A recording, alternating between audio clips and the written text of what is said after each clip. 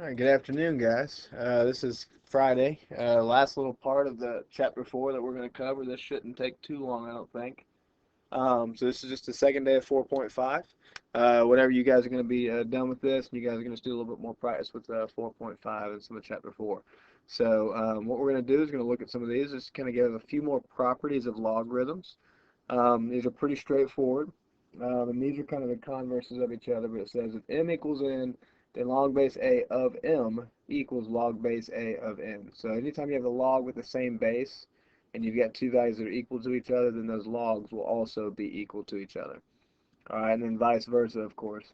If I know that I have two logs with the same base that are equal to each other, then what you're taking the log of is also equal to each other. It's just like when you say when we have our exponentials, when they have the same base, then you can set your exponents equal to each other and solve. Same concept. All right. Now, what you've got here is just an approximation. You've already got the answer there in front of you. I just kind of want to walk you guys through this. It says approximate log base 2 of 7. Round your answer to 4 decimal places. All right. Now, what we've got here, and I'm just going to kind of cover this up so we don't get as distracted. All right. So what I recommend doing and what they've kind of done here, and they don't really show this step, all right, is to set log base 2 of 7 equal to a variable. In this case, they set it equal to y, and they're converting this to an exponent. So you've got 2 raised to the y, and that equals 7. So they're converting that to an exponent. So that's how they get from log base 2 of 7 to here. All right, so if we kind of go from there. Now, what they've done is, it's like what we've always done before. If you multiply by something on one side, you've got to make sure you multiply by something on the other side. All right, and so what they've done here is they've put this ln here. And some of you guys may remember from Algebra 2 what ln is, but that's the natural log. That's log base e, and e is actually a numerical value. Now, you also could use, and if you guys look at your calculator, there's also a log button. All right, and it's just log. Now, it doesn't tell you the base, but anytime you just see a log and it doesn't tell you the base, that's going to be log base 10.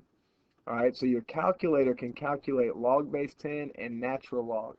So if there's any way you can ever convert something to log base 10 or natural log, do it, because you can get those values a lot easier. All right, so what they've done here is they've converted, or they've multiplied by natural log on both sides. All right, if you go back to what we were talking about yesterday. All right, remember yesterday, if I want to expand one of my logarithms, all right, if I have an exponent, remember that exponent can come out front. All right, so that's what they've done on this next step. All right, so it's y times natural log of 2 equals natural log of 7. Now, to get y by itself, because it's multiplication, the way you get rid of multiplication is you do division. So they divided by natural log of 2 on both sides here. And that's where they get y equals natural log of 7 divided by natural log of 2. And again, because your calculator actually has the natural log button, you can type this straight into your calculator. So what it would look like is you would type in, it's not looking like it, but natural log 7 divided by natural log 2. Type that straight into your calculator, and you should get 2.8074. All right, so let me just double check. Natural log 7 divided by natural log 2, 2.8074. All right, now, instead of using the natural log, you also could have used log or log base 10. So you could also type in, let me write this out.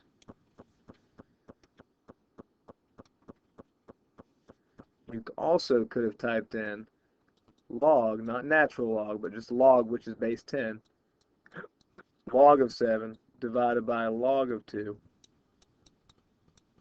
and you'll get the exact same thing. Either way, you get approximately 2.8074. So either way. So again, if you can ever convert something to the natural log or log base 10, that's the best way to do things.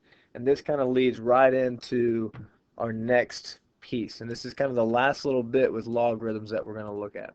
All right, it's called the change of base formula.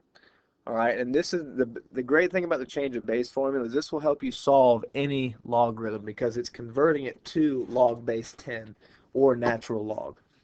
All right, so what you want to do, anytime you have natural or log base a of m, what you can do is you can convert that to log base, and this says b. I'm going to say log base 10. I'm going to put a 10 here instead of that b because that's what the b is really telling you. B is 10.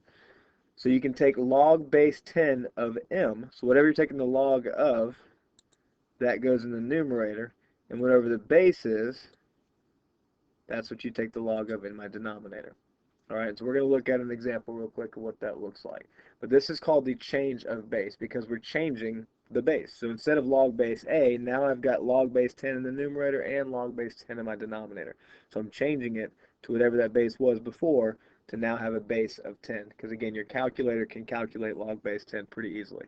Or you could use natural log here.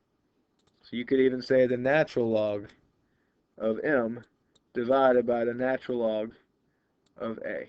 Alright, so natural log or log base 10 are the same thing. So let's look at an example real quick. Actually, two examples.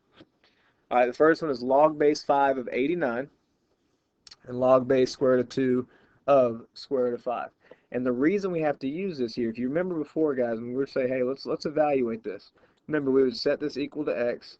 We would convert this to an exponential. So it's 5 raised to the x equals 89. But if you remember, alright, so we do this.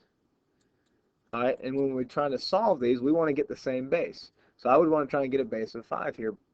But if you look at it, 5 raised to nothing will give you 89. There is no number that you can raise 5 to get 89. Alright, so in this case, you can't solve it by changing this to an exponential. Alright, so instead, we can use the change of base formula. Alright, so we erase that, and now we're going to use the change of base. Actually, we'll keep that. I'm going to put that back up there. And we'll just move it off to the side. Alright, so we said 5 raised to the x equals 89. You can't evaluate that. Alright, so we're going to take that and move it over here. So because we can't evaluate that, we're going to actually use the change of base formula. Alright, so remember, change of base formula says I'm going to change it from log base 5 to log base 10. And I'm not going to write the 10, but it's log base 10 of 89 divided by log base 10, but I'm not writing it, of 5. Again, if you don't see the base here, it's just log base 10. So whatever you're taking the log of goes in the numerator. Whatever your base was, it goes in the denominator. Alright, you could do that, or again, you could use the natural log. So the natural log of 89 divided by the natural log of 5. Either way, you're going to get the same thing. So if you type that in, let's just do log first. So the log and natural log buttons are on the left-hand side towards the bottom of your calculator. So let's just try log. So log of 89 divided by the log of 5. And that's going to give me, let's round it to 4 decimal places as we did before, 2.7889. Alright, and let's just make sure that the natural log is the same thing. So some natural log of 89 divided by the natural log of 5. It's going to also give me the same thing, 2.7889. So as you see, it doesn't matter if you use log or natural log, you'll get the same thing. So again, this is the best case scenario to use this, is if for some reason you cannot convert your logarithm to an exponential to solve it. Alright, so y'all take a quick second, try that second one. I think that's about it. I think we're done after that. So once y'all try that one real quick, and we be done. Alright, so if you guys need a little bit more time, that's fine. Ms. Miller, if you wouldn't mind just pausing it and letting everybody kind of catch up. Alright, so let's go through this real quick. So I've got log base square root 2 of square root 5. Now, square root of 2 cannot be raised to any exponent to give you square root of 5. So we're going to have to use a change of base formula. Alright, so it's base square root of 2, so I want to change it to log base 10. So it's log base 10 of square root of 5 over log base 10 of square root of 2. Or, once again, I can use the natural log. Natural log of square root of 5 over the natural log square root of 2. And again, you can just type these straight in your calculator. But either way we do it, so log base square root of 5 divided by log base 10 of square root 2. You should get right around 2.3219. And same thing if you did the natural log, 2.3219. So either way, again, you're changing it. You're changing the base. So here we change it to base 10. Here we change it to base e, which is just your natural log. And that's it. All right, so guys, same thing from yesterday. Your odd problems are in the book. Your odd answers are in the book. So again, you can go on the website and go to the Student Solutions Manual, and that will also give you the problems worked out.